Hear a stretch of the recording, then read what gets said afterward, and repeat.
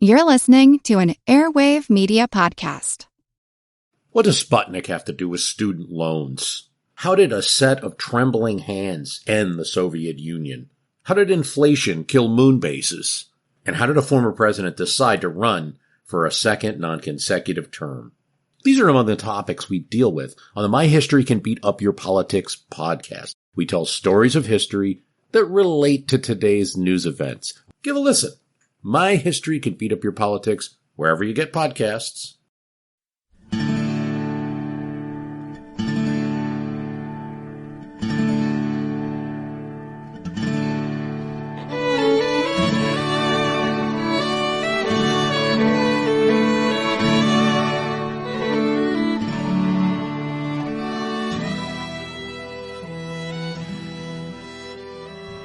Hey everyone, thanks for downloading episode 141 of our Civil War podcast. I'm Rich. And I'm Tracy. Hello y'all. Welcome to the podcast. In the last show, after Stonewall Jackson was given an independent command of the newly formed Valley District, he set up his headquarters in Winchester, and then he embarked on two operations that met with mixed, if not outright dubious results.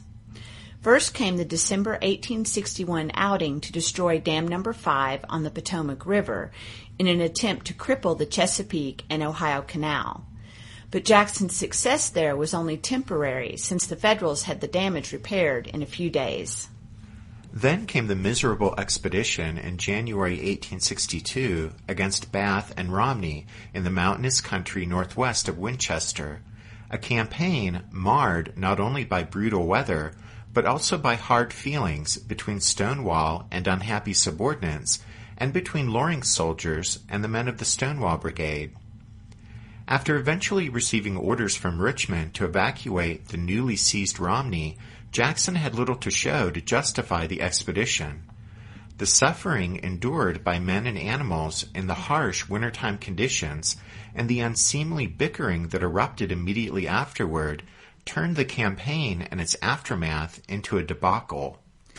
For his part, Jackson was furious over what he believed had been a missed opportunity to capture all the Federals at Bath, and he subsequently attempted to court-martial Colonel William Gillem for allowing the Yankees to escape. As y'all recall, Gillem had been a fellow faculty member with Jackson at VMI before the war, and then had led a brigade in the assault on Bath. In January, after the conclusion of the Bath-Romney operation, Gillem had resigned from the service and returned to his teaching position at VMI, so Jackson's charges against him weren't aggressively pursued by the Confederate War Department. But that didn't prevent and upset Gillem from firing back at Stonewall's accusations. He placed the blame for the failure at Bath on Jackson, pointing out the general's questionable decision to use the militia instead of the Stonewall Brigade in the attempt to cut off the Federals. To be fair, it seems that both Gillem's feeble attack on Bath, as well as Jackson's poor judgment in deploying the militia, were at fault in allowing the Federals to escape the place. In any case, Gillem's brigade had been a part of Loring's command, and after the Bath-Romney expedition, nearly one-fifth of Loring's force was sick during January and February, which was a major factor in the rift between Loring and Jackson, and between Loring's men and the soldiers of the Stonewall Brigade. Loring's troops came to despise Jackson's men, accusing the regiments of the Stonewall Brigade of receiving preferential treatment during the winter campaign and its aftermath that resulted in greater discomfort for Loring's troops. The matter came to a head when Jackson ordered his Stonewall Brigade, under the command of Richard Garnett, to return to winter quarters at Winchester, while instructing Loring's command to remain at Romney. In late January, there then transpired the unseemly episode with Loring's angry subordinates sending a petition to Richmond, giving vent to their discontent over, as they saw it, the rough and unfair handling of their troops by Jackson. Loring forwarded the petition through proper channels, but he also went behind Jackson's back to lobby Confederate President Jefferson Davis and Secretary of War Judah P. Benjamin to get his brigades withdrawn from Romney. The result was that Davis, through Benjamin, wasted little time in ordering Jackson to pull Loring's men back to Winchester. Stonewall was unhappy with such interference with his command, but he swiftly complied with the order. Then, however, he tendered his resignation. As he no doubt intended it would, Stonewall's resignation, sent through proper channels, had a significant shock effect on his superiors, both at Joe Johnston's headquarters and at the Confederate War Department. But Jackson showed that he was not above playing politics to get his way, and he opened a backdoor correspondence with Virginia Governor John Letcher, knowing that Letcher would bring considerable influence to bear to keep him at his post in command of the Valley District. And that's just what happened. Jackson then worked to formally punish Loring, and during the first week of February, he forwarded a list of charges accusing Loring of neglect of duty during the recently concluded campaign. As with Gillem, though, there was no court-martial, since Jefferson Davis decided carrying the charges through wouldn't do the Army any good. The War Department did placate Jackson, though, by removing Loring from the Valley District. In fact, Loring was promoted to Major General by Jefferson Davis and transferred away from the Shenandoah. Unfortunately for Stonewall, much of Loring's command was also taken away, significantly reducing the strength of his force in the Valley. After Loring's Tennessee, Georgia, and Arkansas regiments were parceled out to other commands, Jackson managed to hang on to the remaining 5 Virginia regiments and lone battalion. And so by March 3rd, Stonewall's Valley Army had become an all-Virginia force, but of just 3 brigades, containing 10 regiments of infantry, 1 5-company infantry battalion, 1 regiment of cavalry, and 5 artillery batteries numbering 26 guns. At the start of January, Jackson's command had totaled over 8,000 men, but by early March, his army had been whittled down to little more than 4,500 men to defend Winchester against an advancing Union army.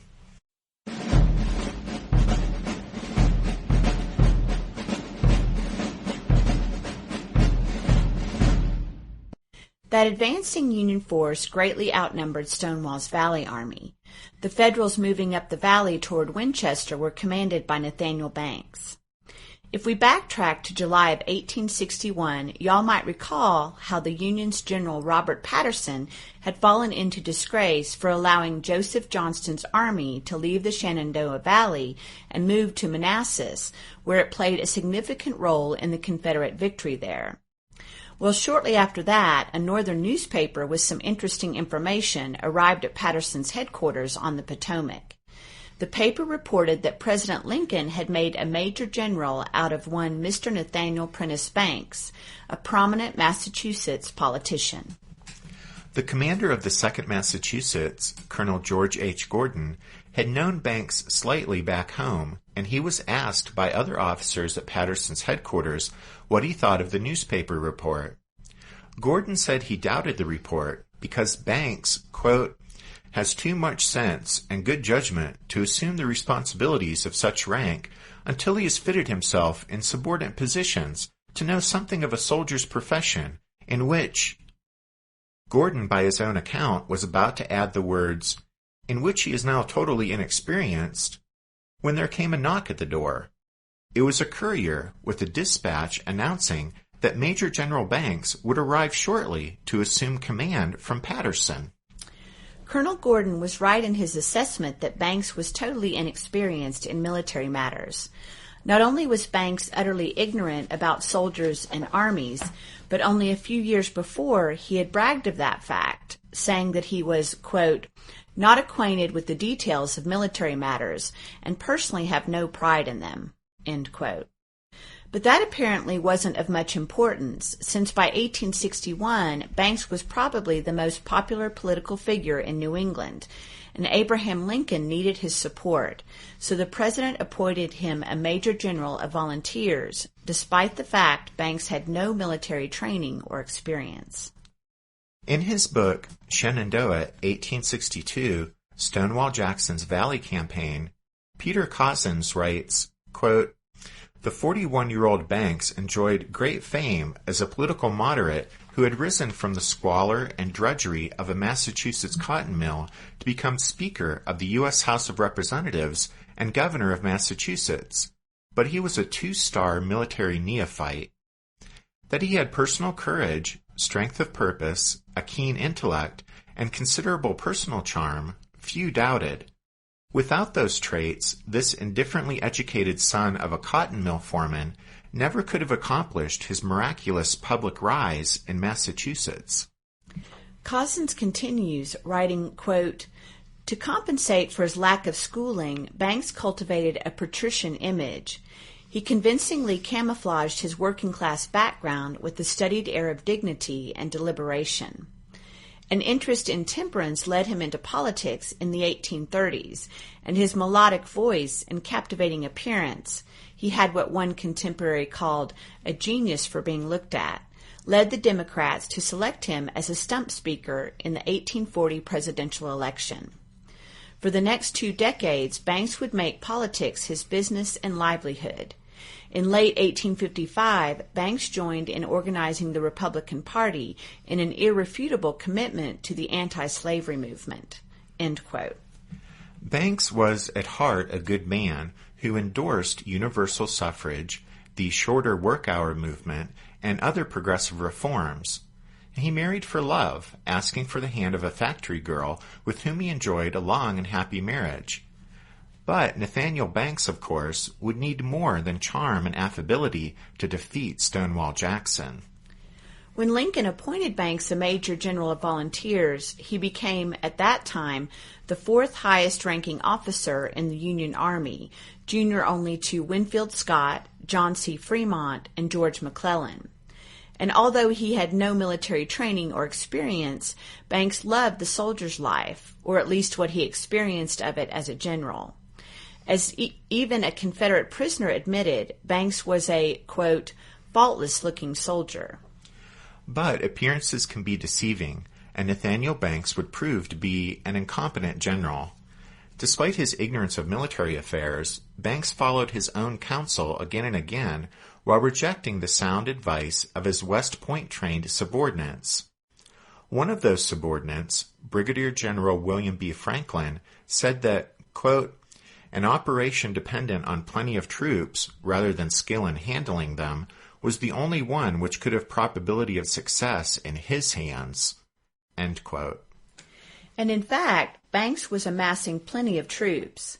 By the end of February 1862, he would have around 38,000 men in western Maryland, with the prospect of receiving more from northwestern Virginia when and if he crossed the Potomac. That he had not already crossed the river was hardly Banks' fault. It was because his command was caught in the middle of a tug-of-war between the Lincoln administration and George McClellan.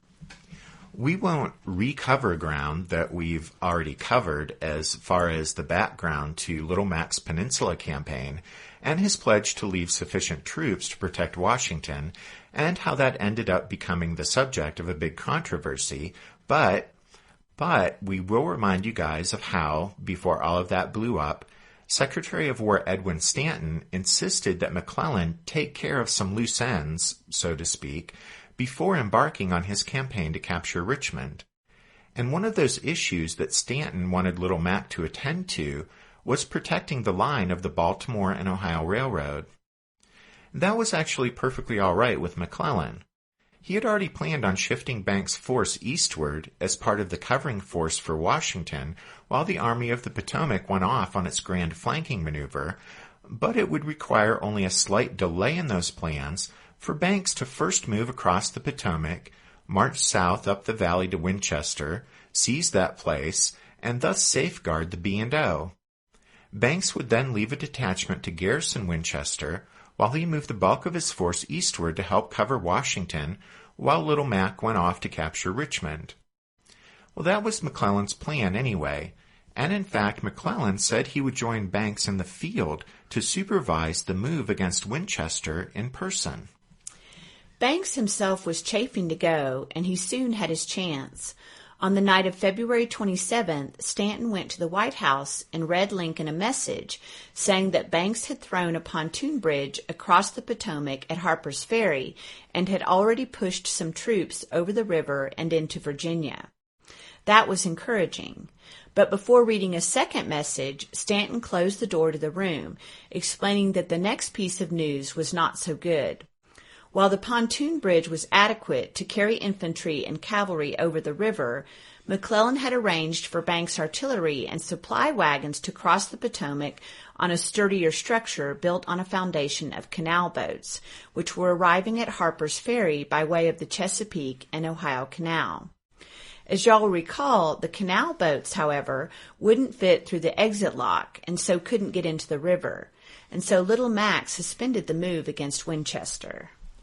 The next day, in an exchange of telegraph messages with Washington, McClellan proposed that while moving equipment and supplies across the Potomac to build up Banks' force, Banks would, in the meantime, settle for occupying Charlestown and Bunker Hill, which were 40 miles northeast and 12 miles north of Winchester, respectively. The capture of those towns would serve as a stopgap measure to cover the rebuilding of the B&O. Banks had little trouble capturing Charlestown and Bunker Hill, but McClellan informed Washington not to expect a move against Jackson at Winchester any time soon. However, he assured Lincoln and Stanton that, quote, "You will be satisfied when I see you that I have acted wisely and have everything in hand." Well, the President and Secretary of War were far from satisfied, but they could do little about it. In the meantime, McClellan ordered Banks to remain safely posted at Charlestown and Bunker Hill.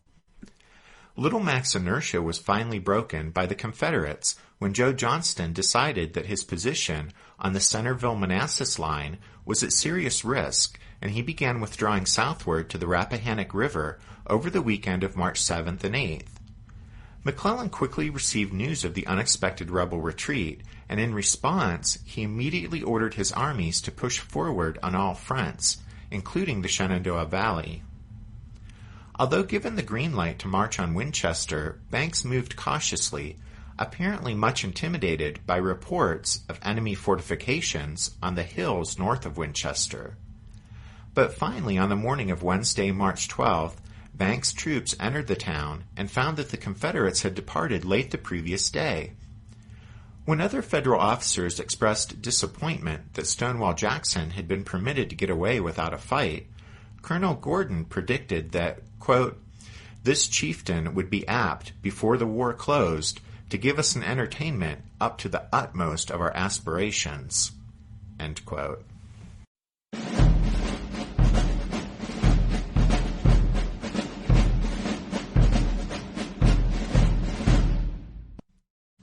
Did archaeologists discover Noah's Ark? Is the rapture coming as soon as the Euphrates River dries up? Does the Bible condemn abortion? Don't you wish you had a trustworthy academic resource to help make sense of all of this? Well, I'm Dan Beecher, and he's award-winning Bible scholar and TikTok sensation Dr. Dan McClellan, and we want to invite you to the Data Over Dogma podcast, where our mission is to increase public access to the academic study of the Bible and religion, and also to combat the spread of misinformation about the same. But, you know, in a fun way. Every week we tackle fascinating topics. We go back to source materials in their original languages. And we interview top scholars in the field. So whether you're a devout believer, or you're just interested in a clear-eyed, deeply informed look at one of the most influential books of all time, we think you're going to love the Data Over Dogma podcast. Wherever you subscribe to awesome shows.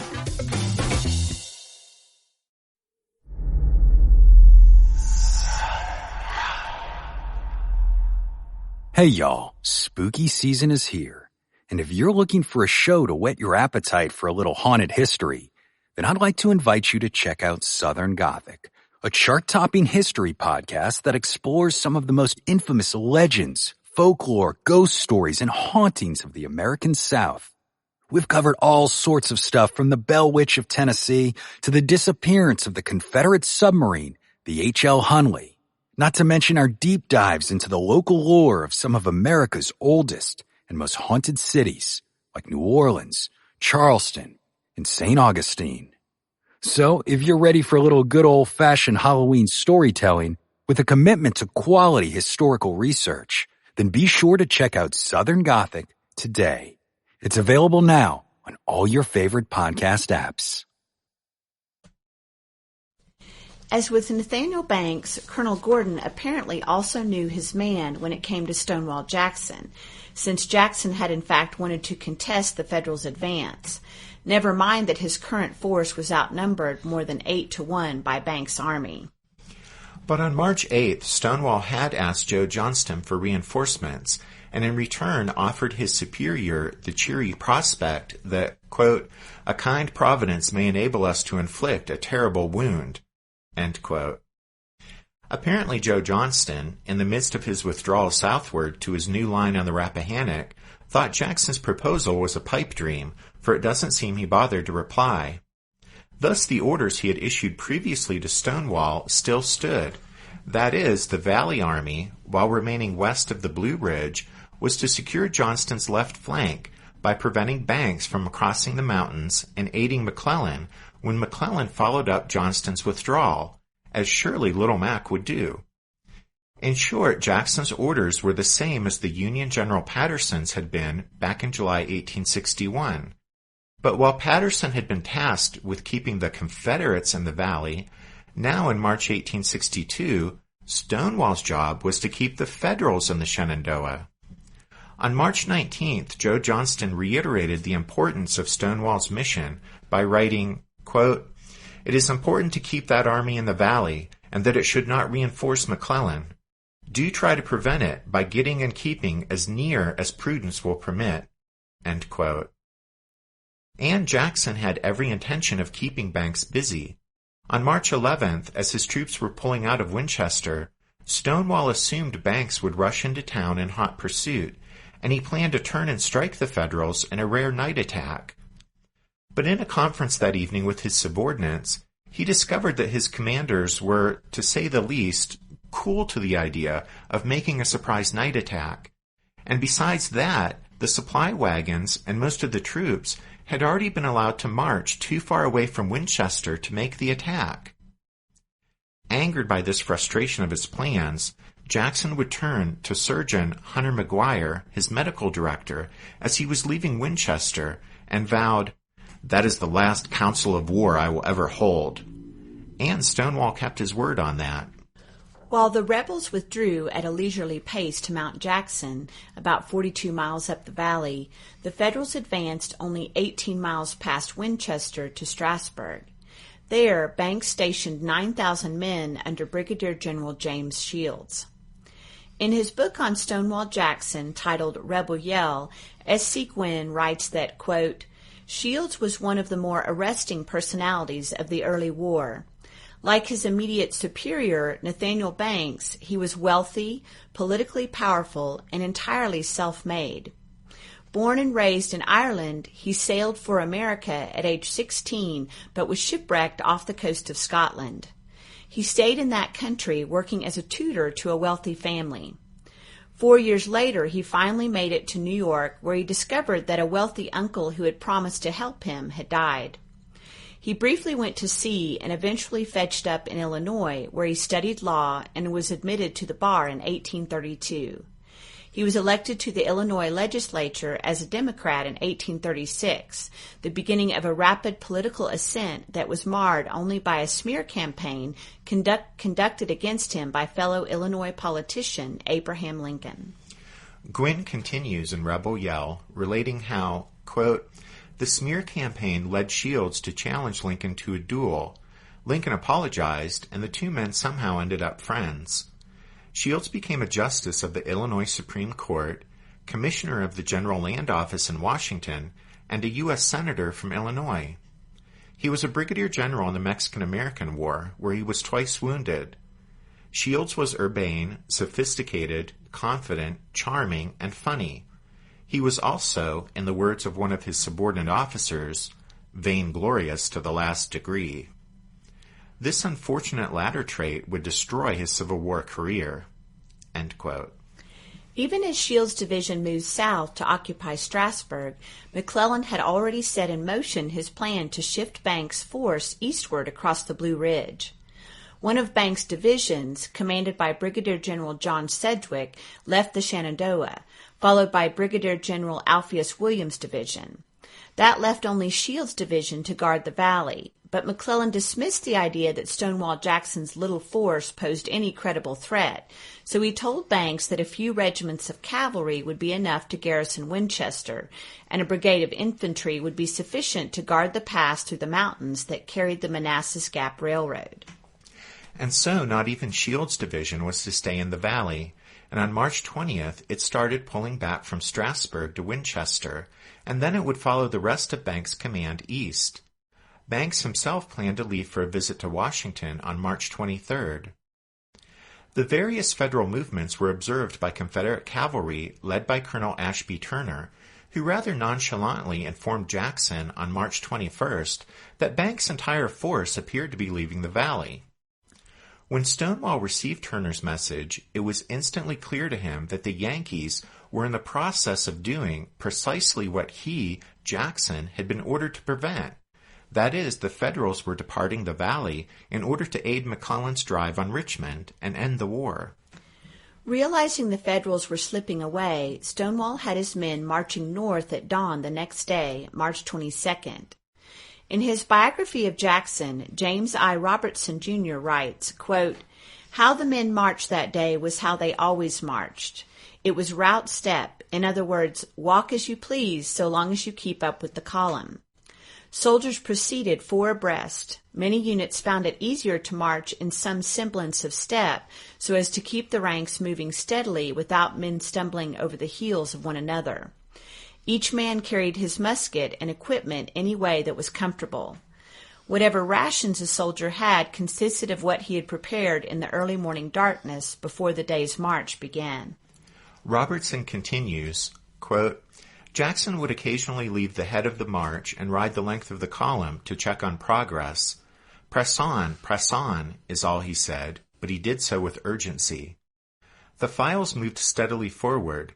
Men by the scores soon dropped along the way from exhaustion. Wagons fell miles behind the infantry, who soon and proudly would call themselves Jackson's foot cavalry. Cleon Moore of the 2nd Virginia remembered the events of that Saturday. The head of the column moved towards Winchester. We were in high spirits. Suffice to say, we made a forced march that resulted in aching limbs, sore feet, empty stomachs. For 1 day and a half we marched as only Jackson's men could march." End quote. Despite cold winds and mud, most units covered 21 miles that day. The rear regiments trudged 27 miles before bivouacking in the vicinity of Cedar Creek. Jackson made his headquarters in Strasburg, close to the advanced elements of his little army, and true to his vow to never again hold a council of war, that night he sought the guidance of no one but God. Knowing Stonewall, he doubtless did spend a good part of the nighttime hours on his knees in prayer, and he had plenty to be thankful for. His command, in spite of heavy straggling, was now within a day's march of Winchester and the enemy.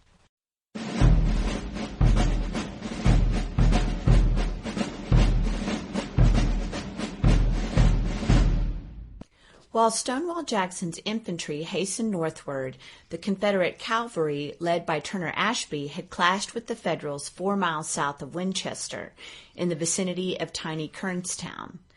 On Saturday the 22nd, Ashby's little band of horsemen ran into some Union cavalry there south of Winchester, but as the rebel troopers pursued the Yankees, they ran into additional Federal cavalry, artillery, and even infantry.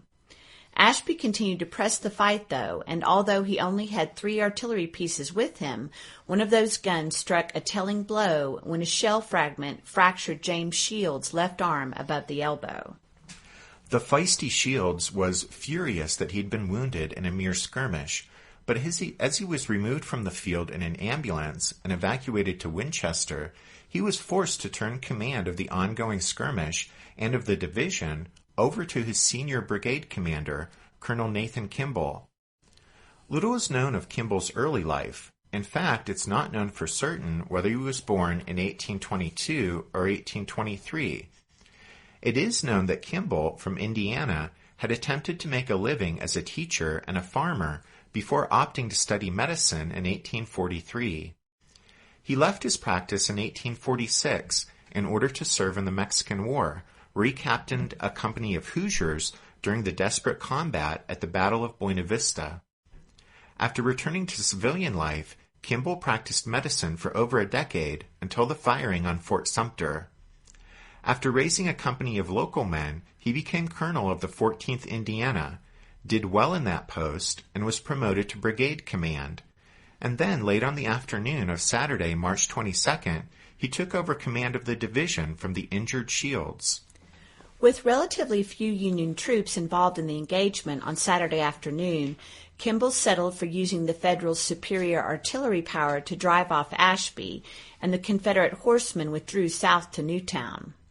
From that place, Turner Ashby sent a piece of dangerously mistaken intelligence back to Stonewall Jackson. Despite the fact that Shields' entire division, some 9,000 men, was still at Winchester, Ashby came to believe from his just-concluded clash with the few Federal units and from erroneous information supplied by friendly townspeople that only 4 enemy regiments were still in Winchester and that they had been ordered to retreat down the valley to Harper's Ferry the next day. The mistaken and misinformed Ashby duly sent this news on to Jackson, along with the claim that in Saturday's skirmish, if he had possessed but a regiment of infantry, he could have driven the Yankees from the field and captured Winchester. Based on Ashby's message and on a couple of other pieces of intelligence that also seemed to indicate the complete withdrawal of Banks' army from the valley, Stonewall Jackson was convinced that he could attack the small Federal force that lingered at Winchester. Due to heavy straggling on Saturday's march, Jackson's force, which had started out as little more than the size of a division, had shrunk to the size of a brigade. Stonewall likely had fewer than 3,500 weary men with him in the Strasburg area on Saturday night. Nevertheless, based on Ashby's message and the other intelligence he'd received, Jackson was sure he could strike a blow against the relatively few Yankees remaining at Winchester. Keep in mind that Stonewall certainly realized that with Banks' force leaving the valley, he was on the verge of failing in his mission to keep the enemy tied down. So really, striking at the few Federals remaining at Winchester was the only move left to him. If he could overwhelm them and raise enough havoc afterward, perhaps, just perhaps, Banks' move eastward would be halted and the Yankees would be turned around, back to the valley, to deal with Jackson's tiny but troublesome command. And so, although Jackson knew his numbers had dwindled and his men were fatigued from Saturday's forced march, he was still confident he could overwhelm a mere 4 enemy regiments, and perhaps yet do some good for Joe Johnston by drawing Banks' force back to the valley. Stonewall therefore passed orders for his tired troops to be ready to resume their march northward at daybreak on Sunday morning.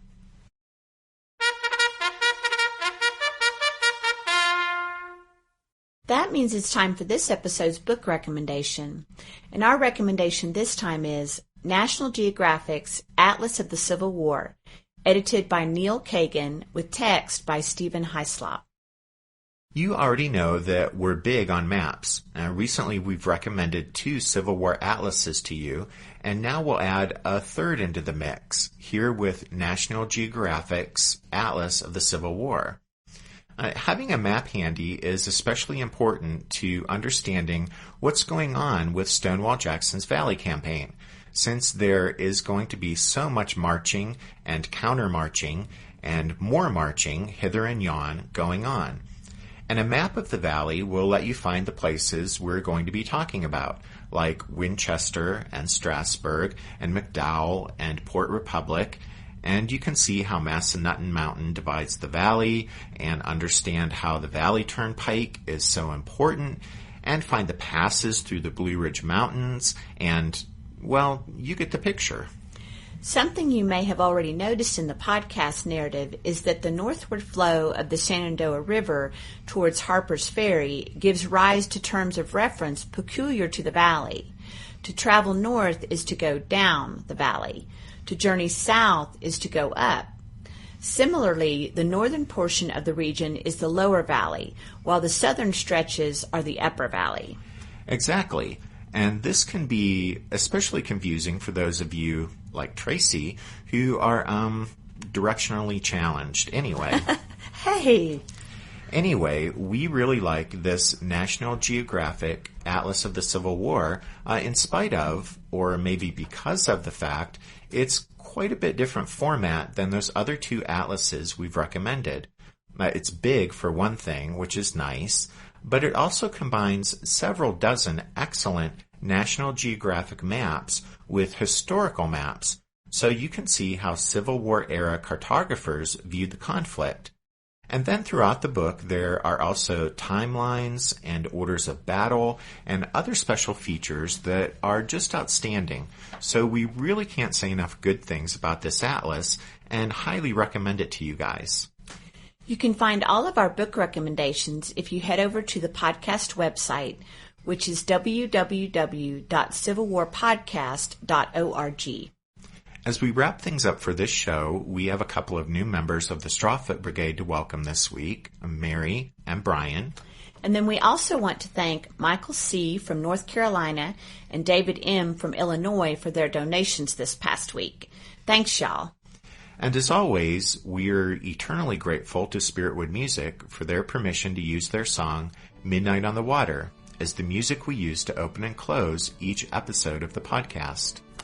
Thanks for listening to this episode of The Civil War, 1861 to 1865, a history podcast.